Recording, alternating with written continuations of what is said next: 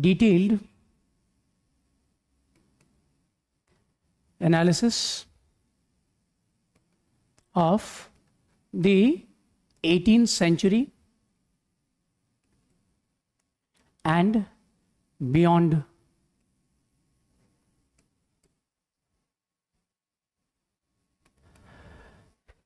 Kindly put this as your heading whenever you will be writing your notes. Provide 1.5 inches of margin and please write on a blank sheet of paper. Right? Rana is writing 1757. You have identified this timeline just because of Battle of Plassey. You are absolutely correct. Very good. See, this chapter, it can have another heading. That means British. We'll try to add the component of British. British territorial expansion. British territorial expansion in India. We will deal with major components of 18th century and we will primarily learn about the interaction with the British. Right? Acha, will you provide notes? Don't worry. We will improvise. Vishwa, the idea is that to make you feel competent. The idea when you will enter into advanced classes, self-note making is an art you have to learn. For the initial days, we will improvise. In some cases, whatever I write on the board, do scribble on your paper. It will create memory links, create chains in your memory. It will help you recollect information. Also, I will dictate certain points. So it will be a mixed model. Whenever you feel that something I have written on the board and I have not dictated and you feel it is important, do ask. I will give the notes, whatever that will make you feel comfortable. I am here for the sole purpose of that. Don't worry. Also, this topic can lead towards another argument that is known as the 18th century debate. In the recent times, UPSC has asked no question whatsoever.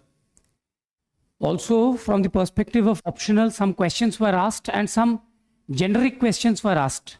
This is the component, and whatever I write on the board, please write it in your own copies. Components of 18th century.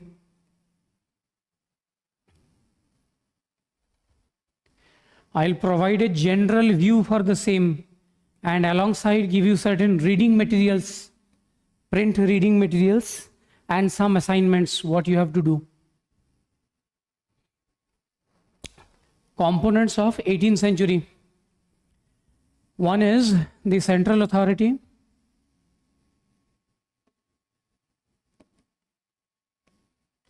That is the Mughals. The another component is the autonomous states.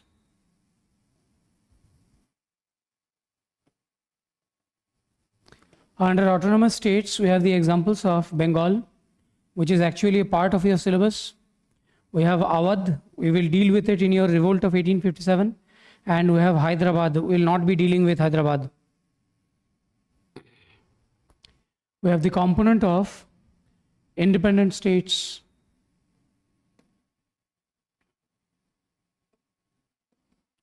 Independent states will have the example of Mysore or Mysuru, the Marathas,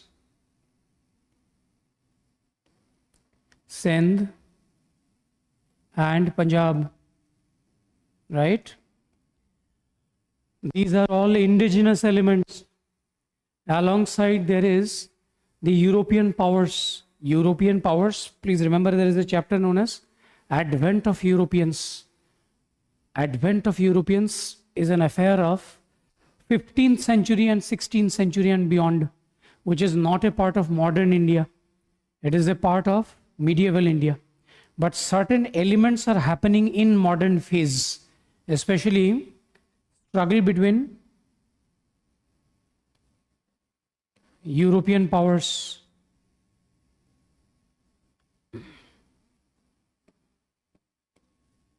This specific event is known as Anglo-French conflict. Anglo-French conflict, also known as Carnatic Wars. Kindly write this diagram down. We will erase the board and proceed forward, right? I hope you have written. And please remember, it should not be a lackadaisical effort that you will take screenshots or you will follow at a later period following the recorded lectures. It is never going to happen. Those who are available online, do it right here, right now.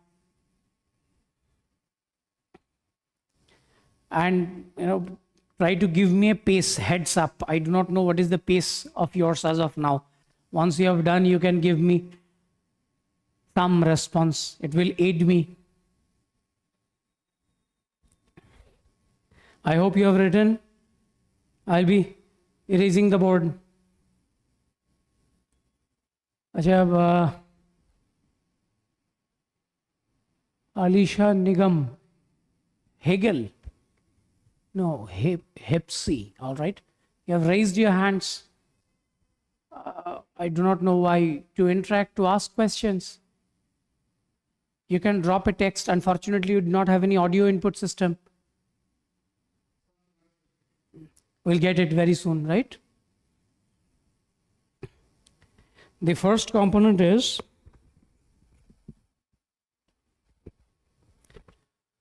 the central authority.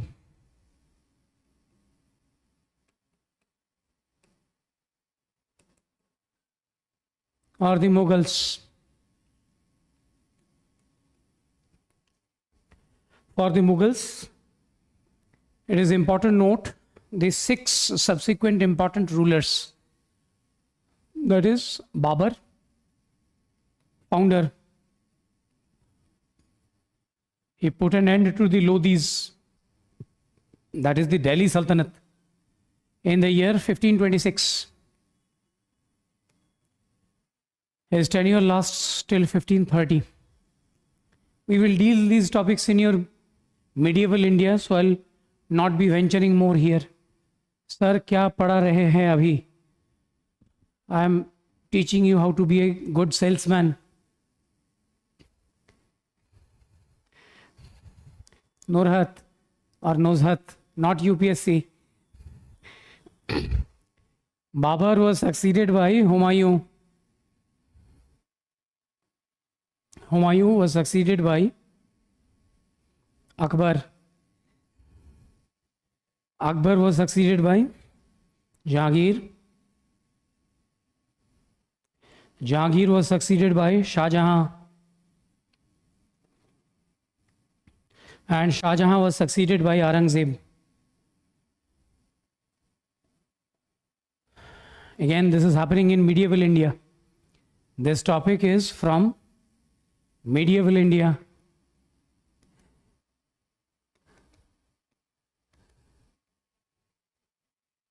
Death of Aurangzeb, basically the tenures are there.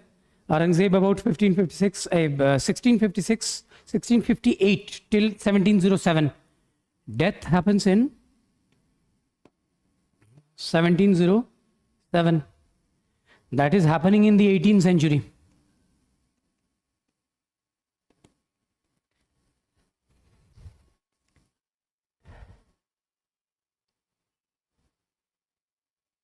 Right? Aurangzeb death is happening in 18th century. 1707. Please understand, it is happening in 18th century. 18th century is between 1701 and 1800.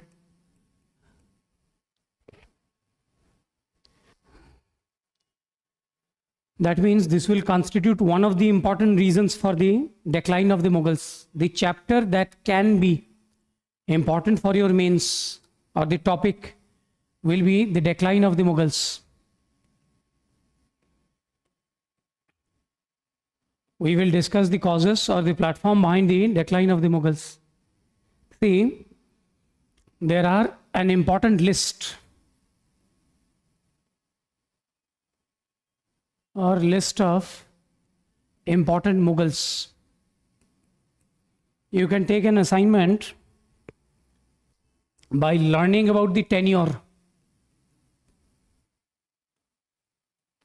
of, for example, Farrukh Shiar.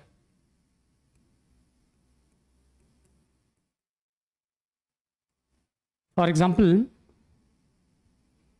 Muhammad Shah or Muhammad Shah Rangila. I'll also give you an additional reading document. It is not very important. I am not discussing in the class. Then is Shah Alam II and Bahadur Shah Zafar.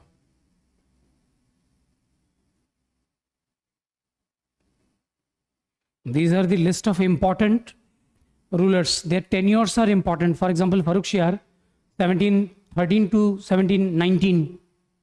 Right? Muhammad Shah, 1719 till about 1748.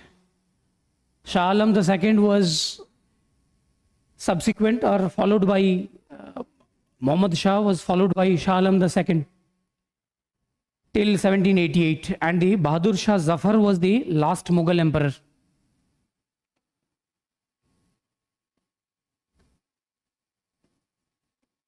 Tenure is 1837 till 1857.